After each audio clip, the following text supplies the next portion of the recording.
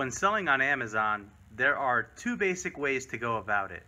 You can either choose to have Amazon ship your items out for you when they sell, which is called FBA, fulfilled by Amazon, or you can choose to do the work yourself.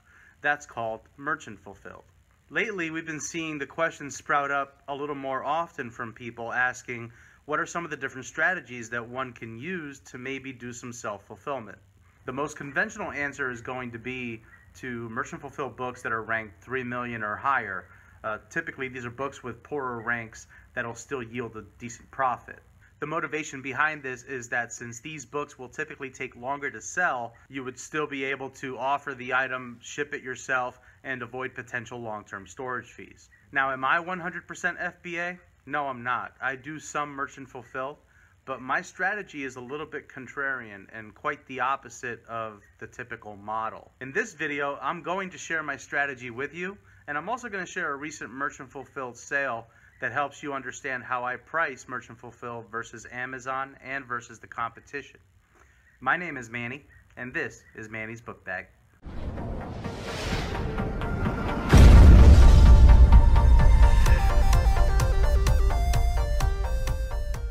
So you're thinking about jumping into selling your goods merchant fulfilled, huh? Well, you're not alone.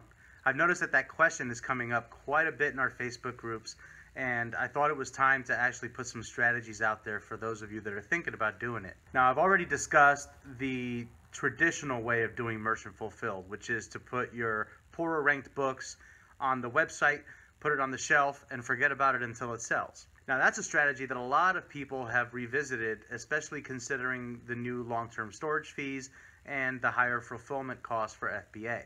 Now, before you go filling up your bookshelves with books and creating all these listings, make sure you know what you're getting into. If you've already outsourced the labor and you already have a team, it's pretty simple to do. You can definitely rededicate somebody just to the merchant fulfilled side of your business, the packing and the shipping.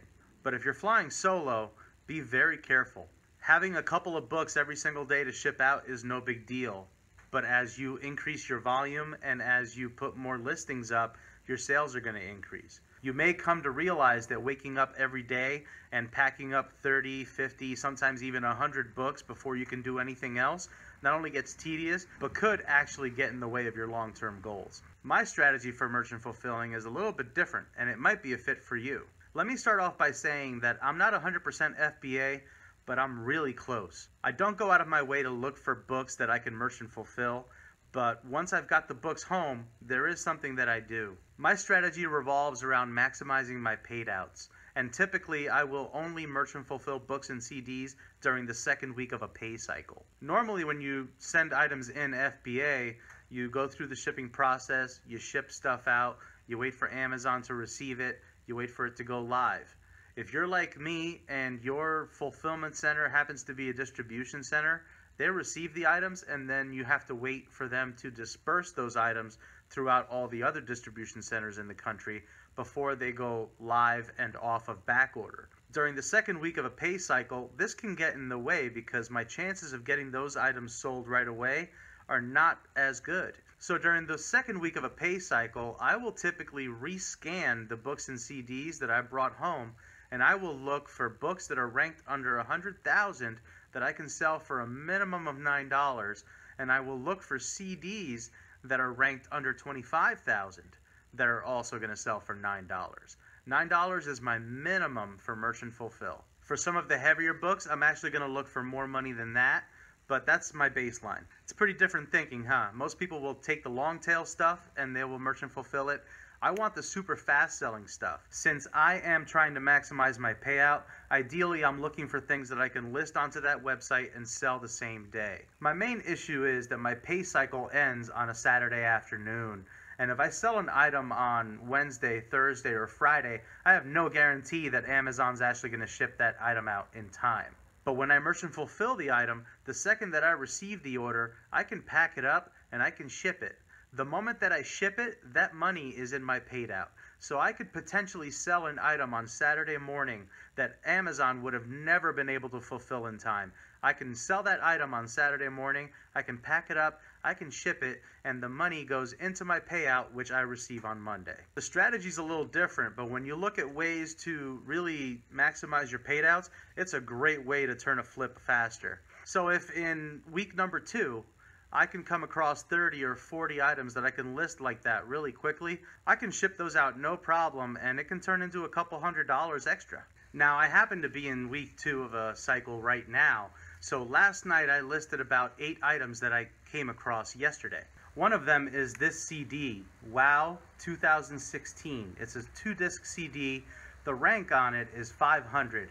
The average rank on it is under 600. So this CD fits the criteria because it is an extremely fast mover. It sells a lot of copies every single day, but also because it's going to yield the profit that I need. If I can find a CD for 25, 50 cents, and I can flip it very quickly and turn it into a $4 payout, I'm very willing to do that. I already do that for my eBay business, so one more package is no big deal.